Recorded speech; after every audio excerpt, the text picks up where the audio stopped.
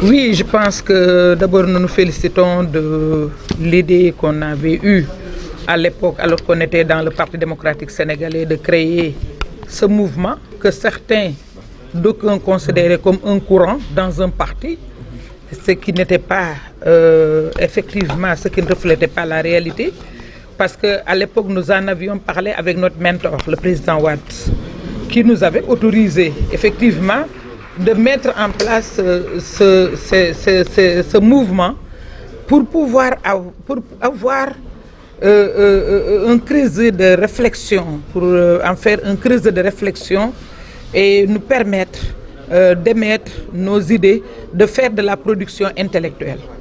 Et aujourd'hui, nous revenons à nos premiers amours, c'est-à-dire le creuset d'excellence qui nous permettait qui devait être un laboratoire d'incubation d'idées novatrices pour aller vers la production intellectuelle. Tout au début, si vous vous rappelez, nous en avions parlé concernant le pétrole, alors qu'on annonçait une hausse alors que le baril avait connu une baisse. Ça nous a amené à échanger avec le ministre Maïmouna Ndoye Seck à l'époque, depuis l'Assemblée, mais c'était une production de notre parti. Nous l'avions diffusée. Alors, aujourd'hui encore, nous avons quelque chose à dire sur le parrainage. Parce que de notre point de vue, le parrainage ne doit pas prévaloir pour les élections locales. Et parce que ce qui va se passer, c'est que jusqu'à présent, nous ne connaissons pas effectivement la règle qui prévaut pour choisir ou bien pour éliminer en ce qui concerne le parrainage. C'est très sélectif, c'est très discriminatoire et nous ne connaissons pas les règles d'élimination. Donc, nous devons sonner l'alerte. Aujourd'hui, nous sommes en devoir de sonner l'alerte. Et c'est ça, ça revient à l'Alliance nationale pour la démocratie, dirigée par Aïda Mbodj, qui sait ce que c'est que le leadership local. Parce que moi, je suis un produit du leadership local. C'est-à-dire, si on parle de penser globalement et d'agir localement, ça c'est Aïda Mbodj. C'est-à-dire, j'ai acquis mes lettres de noblesse à partir de la base. J'ai été élu simple. J'ai été élu local, j'ai été dirigeant local, avant d'être ministre et ministre d'État, c'est-à-dire occupé des fonctions au niveau central. Donc, c'est de ma responsabilité et de la responsabilité de tous ceux qui sont au niveau de l'Alliance nationale pour la démocratie de sonner l'alerte, de lancer cette alerte. Et surtout concernant les locales, parce que les jeunes doivent être au centre des locales. Les jeunes doivent aller à l'assaut des collectivités locales. Parce que comme vous le savez, c'est une question de pensée et développement. Au moment où on parle de la mise en place des exécutifs locaux, au moment où les gens ont tendance à travers le monde à se départir de l'État jacobin, cet État qui veut se substituer au désir des populations, mais à ce moment-là, il faudrait que les populations qui habitent à la base, qui connaissent les problèmes de la base, puissent monter au créneau et demander effectivement les suffrages de leurs concitoyens pour avoir effectivement la voix au chapitre. Or, si on continue avec cette loi sur le parrainage, d'abord, nous ne saurons pas qui, parce que comme je vous l'ai dit, nous voulons un retour du pouvoir local aux populations.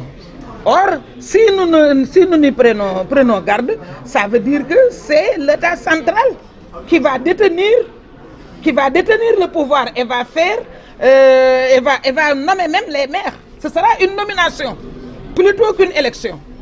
Ce sera une nomination parce que, comme je l'ai dit, ils vont choisir ceux qui vont être maires.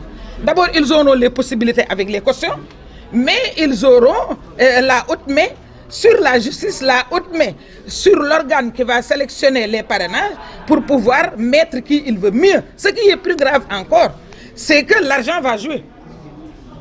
Et vous verrez dans les localités où il y a des richesses minérales, mais vous verrez, un riche peut venir exercer son pouvoir financier pour mettre qui il veut et qui ne sera pas le maire des populations. Okay, et justement, nous n'avons jamais recusé le dialogue. Si vous voyez que mes amis du front, de l'opposition, à chaque fois qu'on leur demande pourquoi vous n'avez pas été au dialogue, ils donnent mon exemple, c'est parce que moi j'étais au dialogue.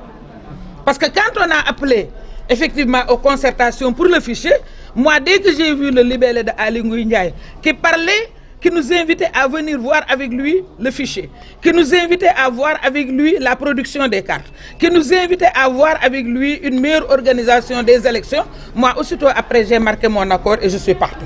Le problème, c'est que le président a appelé au dialogue, on n'a pas encore reçu d'invitation, on ne connaît pas quels sont ses termes de référence, on ne connaît pas le dialogue sera économique, si le dialogue sera économique, si le dialogue sera politique, à quoi va tourner le dialogue, on ne sait pas encore.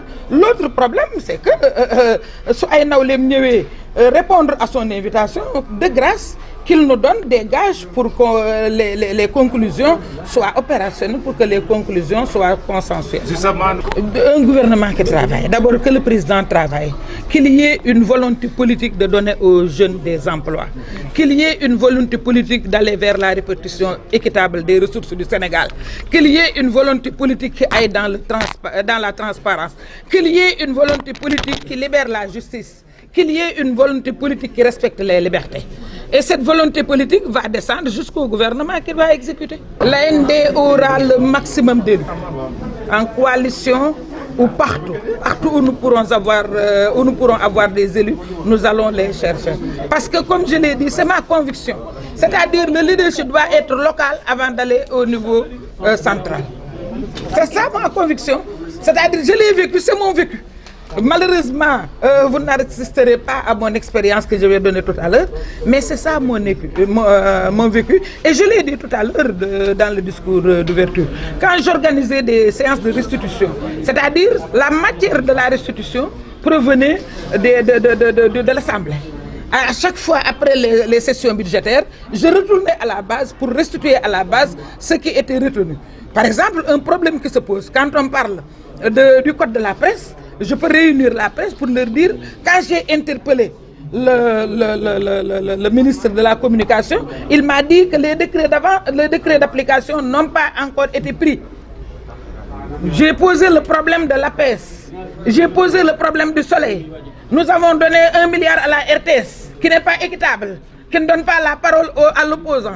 C'est-à-dire, j'ai créé une relation interactive entre les cibles, c'est-à-dire nos mandants, et nous qui sommes mandatés. Je voulais vous dire, si je tiens à parler de mon vécu, ce n'est pas parce que je veux m'en vanter, mais c'est pour tout simplement donner la recette. Parce que j'avais dit au président Abdoulaye Wade que s'il s'agissait de Aïda Mbodj, il n'y aurait pas la parité. Parce que moi, là où je suis, c'est-à-dire au niveau de Bambey, il y a 2 institutions. La commune et le conseil départemental, c'est moi qui ai décidé de qui va les diriger. Parce que c'est ça, c'est-à-dire il faut que les femmes aient confiance. Il faut que les femmes puissent bénéficier de la solidarité de leurs sœurs. Il faut que les femmes aussi puissent se retrouver dans l'exercice des femmes. Là aussi, je le dis aux femmes qui sont leaders. Je l'avais dit au Premier ministre Aminata Touré, c'est ça qu'il faudrait. C'est-à-dire, quand je me plaignais, parce que je dis que je n'étais pas de son parti, mais que je ne voudrais pas qu'elle soit intermittente de scène. C'est-à-dire, si les femmes se battent pour vous, il faudrait que les femmes, que vous donnez aux femmes, le reflet en vous. C'est extrêmement important. Donc, ne pas avoir le complexe de dire « je suis une femme ». Moi, par exemple, il y a 2 choses qu'on me reproche tout le temps, qu'à chaque fois elle parle de Bambey, à chaque fois elle parle de femme. Oui, parce que je n'ai pas de complexe. Et je pense que les femmes ne doivent pas nourrir de complexe pour revendiquer leur féminité. Nous sommes des femmes, nous avons des maris, nous nous occupons de nos maisons, nous allons dans les cuisines. Donc, il faut d'abord revendiquer cela, savoir ce que vous faites pour pouvoir effectivement progresser et effectivement aller vers la conquête d'autres sphères.